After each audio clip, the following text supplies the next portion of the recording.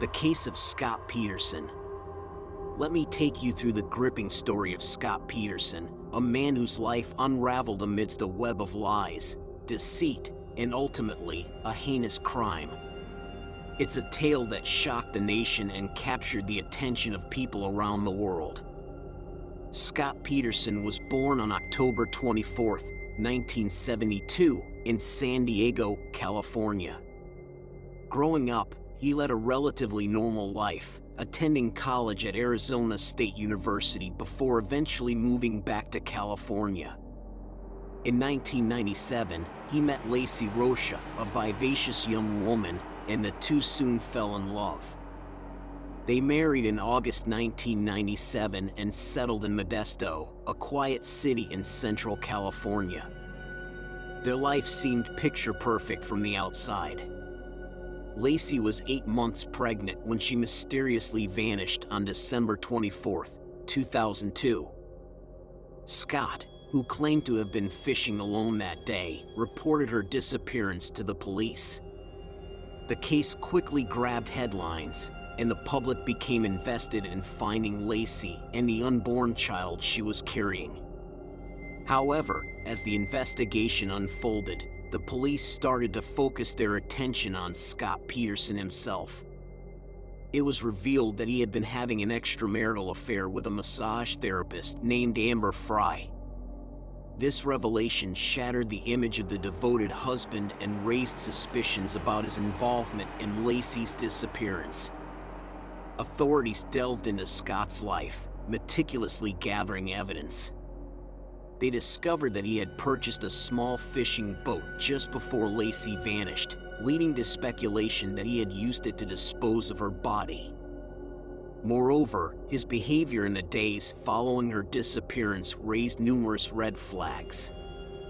Scott appeared emotionally detached, exhibiting questionable actions like selling Lacey's car and modifying his appearance.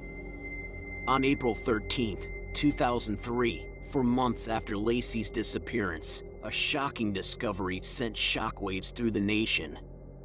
The bodies of a woman and a male fetus, later identified as Lacey Peterson and her unborn son Connor, washed ashore near where Scott claimed to have been fishing on the day of her disappearance. The case took a sinister turn, morphing from a missing persons investigation to a murder case. Scott Peterson was immediately arrested and charged with double homicide. The trial that followed was a media frenzy.